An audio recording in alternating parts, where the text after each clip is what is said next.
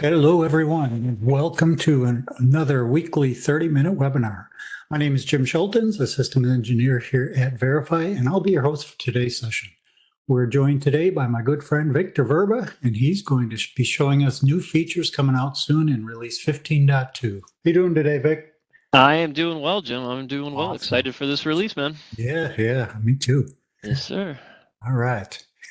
Please note that these webinars are always recorded and posted within 24 hours. So if you have to leave early or just want to be able to review it again at your own pace, just log into verify.com and check the webinars page for past and upcoming sessions. All right. On the agenda today, we'll start off with a quick overview of our company and what we do. Then we'll jump into a live demo where Vic's going to show us what's new in 15.2.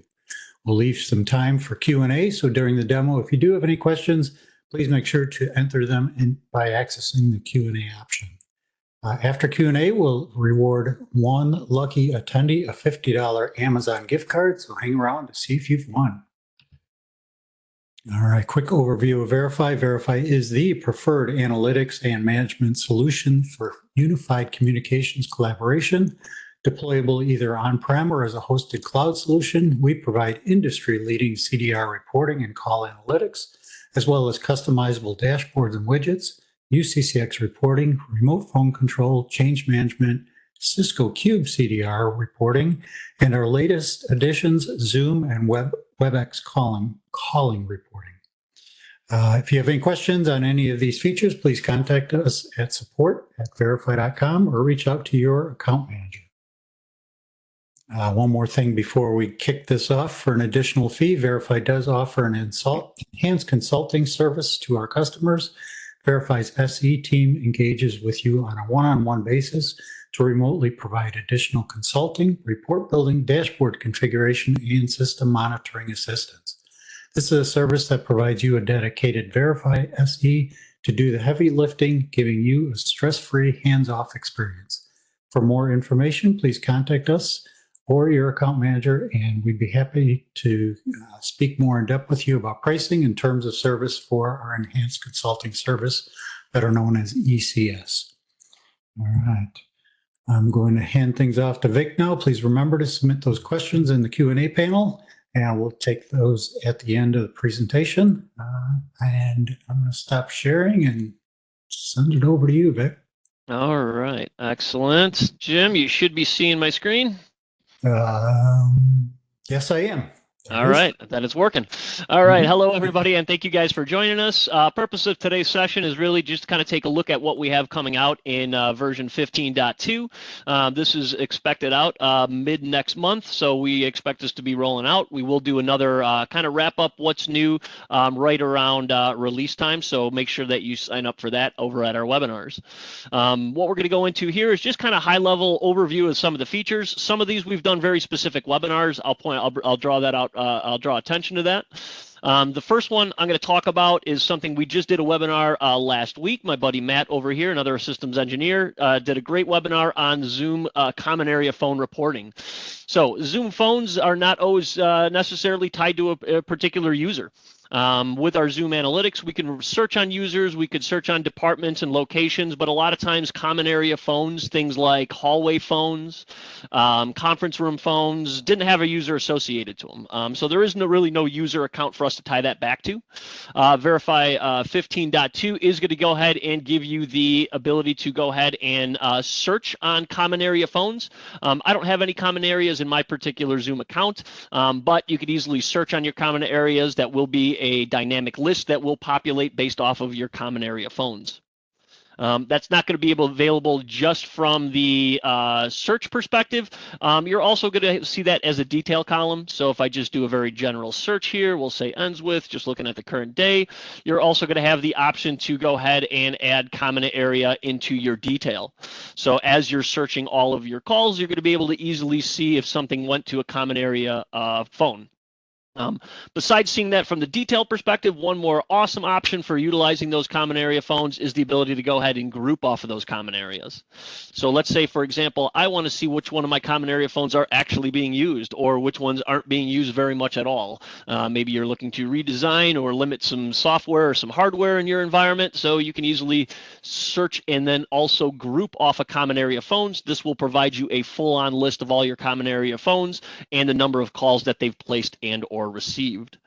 So this is a great option for our Zoom customers out there. And if you want to get a little bit more detailed information on how to utilize these fields, both from a grouping, a detail, or just a filtering perspective, definitely urge you take a look at that webinar we did last week. All you have to do is pop over to our webinars channel. And if you scroll down a little bit to our past webinars, you will see Zoom Phone Analytics. And right up at the top, you're going to see how to report common area Zoom calls. So if you are looking for a little bit more detail on that feature, I urge you to check out that webinar. Matt did a great job last week. Next feature I'm going to talk a little bit about is something that I personally love because it's going to really make life easier. So prior to 15.2, if we were building a report, we have what are called public search sets. And that is search set criteria that you can create and then save and use throughout reports or dashboards. So in this case, I have a couple of what we call saved search sets that have certain criteria in them that we may want to use in multiple reports. Perhaps you're building your own department, or you're adding a series of users or phone numbers that you want to report regularly, maybe some in dashboards, some in reports, maybe in different kinds of reports. So utilizing a public search set also allowed you to build security off that search set. So once we go ahead to create a report, you're going to notice that we have these search sets already pre-created. And that was great, but we had a lot of customers that kind of built out reports. In other words, you know, I'm doing some testing and maybe I want to isolate all the outbound calls from my Webex or my call manager or my Zoom platform or my Cube.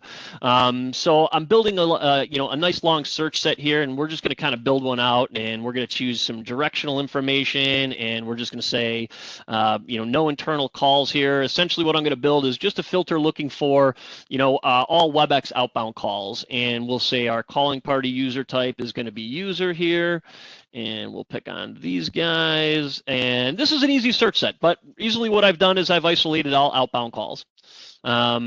Pretty straightforward search set. I may want to use this throughout multiple reports, but you know what, maybe I also want this for a series of users. Maybe I'm not, these users aren't associated to a single manager or a single location, so I need to add, I don't know, 5, 10, 15, 20, 30 different users into this report.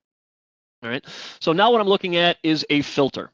Now, I may want to use this filter over and over again, so I may want to be able to do different things with this filter.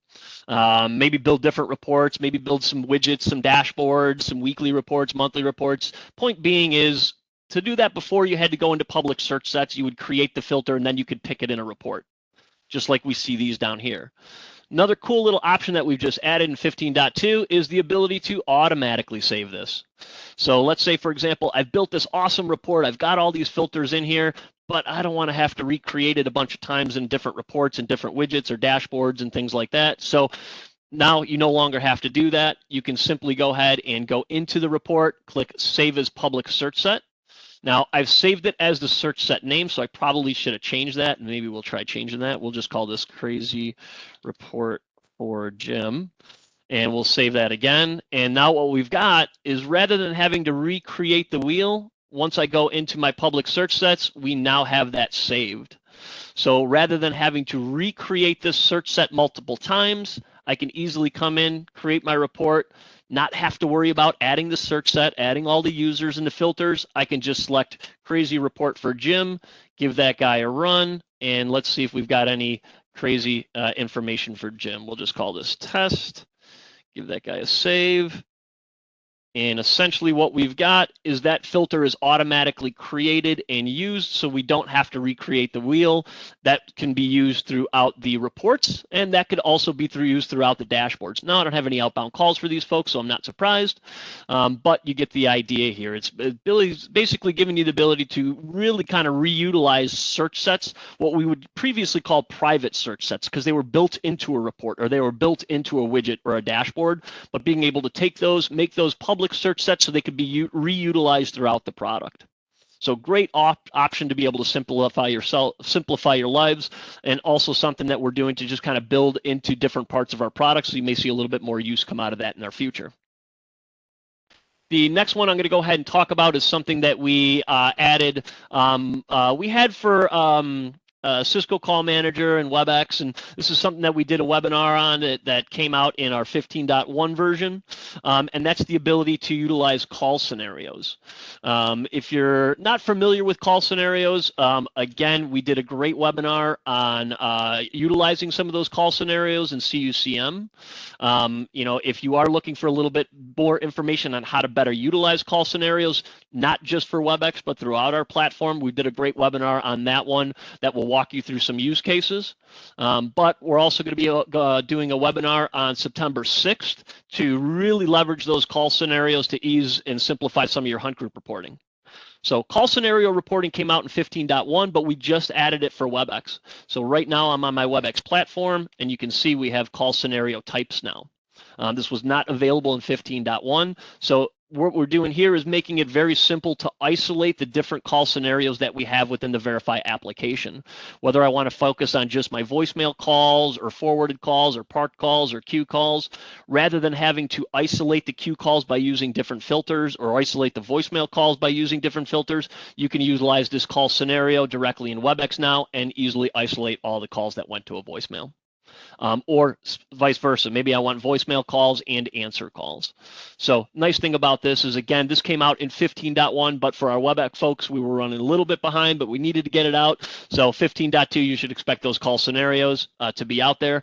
And again, if you're looking for a little bit deeper information on those, join us on September 6th when we dig into some hunt groups and using call scenarios, or take a look at that past recording of call scenarios to really learn how to leverage that feature.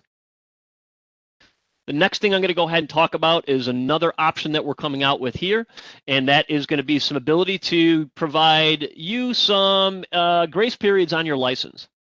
So what we've had before and what we've had previously is if your license was about to expire, we would send out an email letting you know that your license expired. Now, we understand that a lot of times it's not an expired license that is the problem. It's that you are over licensed. Let's say, for example, it's a call manager and you're licensed for 5,000 phones and you went to 5,010. What happens when you try to log into Variphy? It says, you don't have enough license. Now, our customer success team is awesome, and the turnaround to be able to get you a license and back up and running is, within a few minutes.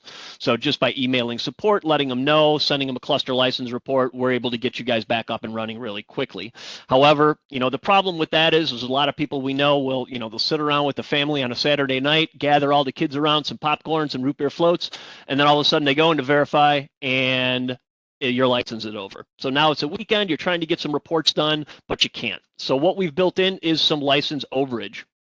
So what this is going to allow you to do is have a 14-day buffer on your license. So in other words, I go over license today rather than not being able to access Variphy on a Saturday and emailing our customer success team, which again is awesome and they're on top of it. This is going to give you the ability to go ahead and have a buffer. This will alert you. So it will go ahead and send an email alert to you saying that you are over. The great thing about this is it is also going to include a copy of that license report. So you will get the Variphy license report in that email. And you can also allow Variphy to be notified if you do run over, allowing our success team to reach out to you to let you know you're over and figure out how you want to go about adjusting that. But the idea here is, one, we're going to alert you from the UI. We will go ahead and send you an email, and you do have the option to allow Variphy to be alerted as well. So we can either help you get back within your license or increase that license so that way you're not going to be hitting the end of your grace period. So this is a great option. We know customers run into this. Sometimes you're adding phones, you don't realize how close you are to a license. This is going to give you some flexibility to be able to still utilize the Variphy application while you either, one, get back within your license, or contact your customer success manager to be able to help increase the license that you currently have because you're adding some phones or adding some new locations. just to give you an idea of what that guy's going to look like, here's a bit of a sample email. Basically, it's going to tell you if you exceeded the number of license for whichever platform you're utilizing. It's going to tell you when your grace period will end, and it's also going to include that Variphy VLR report that's going to let you know what you're licensed for and how much you are over. So great option for our customers out there to be able to stay within license, but if they do go over, not penalize you right off of the bat, but allow you some time to be able to get back in license, whether that's running a Variphy report to find phones that aren't being used, or maybe you are adding some new sites and we just need to increase that license with the customer service rep here. Right. Another option we're going to go ahead and talk about here, and if you guys aren't utilizing this widget, this came out a couple of versions ago. That is our real-time hunt group agent activity widget. So if you guys are using Call Manager, you guys are running hunt group reports, or you have hunt group reports and you're not using this widget, you guys are missing out. This widget has been around for a little while, but we've just made it compatible with Call Manager version 11.5. So basically what this guy is going to do is it's going to allow you to see your agent statuses in a real-time perspective. How many agents are logged in, how many agents are logged out. So this is a great option. Again, if you're not using this widget and you are looking at hunt group activity, you have a dashboard, you really should be using this. And if you are an 11.5 Call Manager and up, you are supported for this widget.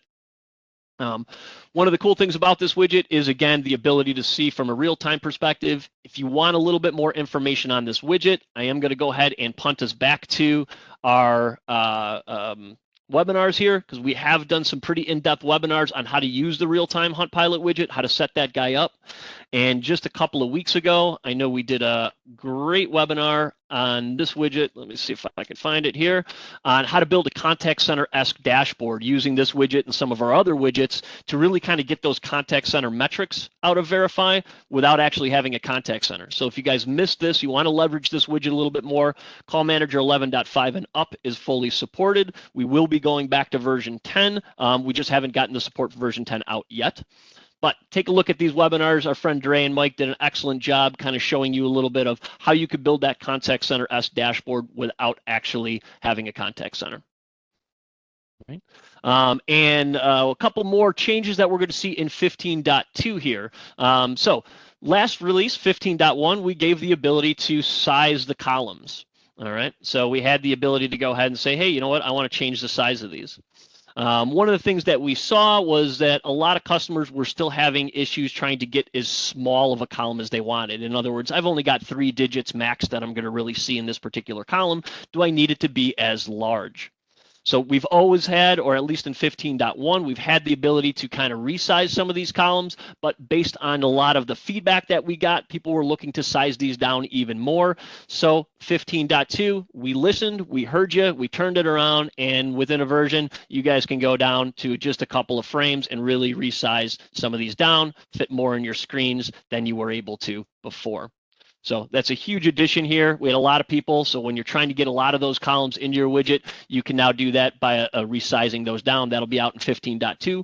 15.1, again, you can still resize these widgets, but you can't go down as small. There is a limitation, but we allowed you to kind of, for lack of a better word, shoot yourself in the foot if you want to, by just allowing you to kind of creep those down as small as you want to. So if you're cutting something off, you can go ahead and expand those columns. Now, one more awesome feature that we've added in 15.2 that I'm excited about, and Jim, I'm going to put you on the spot and see if you notice what it is. So I'm going to go ahead. Jim, are you there? I am here. All right. Do you notice the difference? Hey, look, those headers don't move. You got it. 15.2 is going to give you frozen headers. So instead of having to go ahead and scroll and try to figure out, and let me go ahead and bring over a 15.1 version here. You can notice sometimes it was very easy if you had a widget that was long, especially like a detail widget, or you had a lot of content in it, you would kind of lose the headers. You'd be like, what column is this? What column was that? So welcome to 15.2. Those widget headers are going to be frozen. Well, let me get back over to 15.2. So now you will be able to freeze those headers. You can see kind of where you're at the whole time. That is going to go ahead and go across the board. So if you want to size these guys down, let's see if I've got anything else that's got a lot of information. Well, I don't have any more that have a ton of information, but you get the idea. So those are a lot of the bells and whistles that are coming out in 15.2. So any questions for us, Jim? No, nothing as of yet. Give it another few seconds here, but great. I'm looking forward to all those features. Yeah, good stuff, man. Good stuff. Yeah. I'm glad I got the answer right when you put me on the spot. I was wondering if you'd catch it. I was wondering if you would catch it. That was a test. All right. Nothing's coming in, so All right. I can bring it back to me here. Let me stop sharing. There you go. Right screen.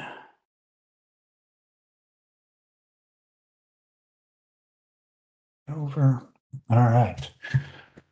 Great job as always, Vic. Thank you very much. Don't have any Q&A, so we will move on to the point that everybody's been waiting for. We're going to announce the winner of the Amazon $50 gift card, and the winner is Deneen Stoddard. Congratulations, Deneen.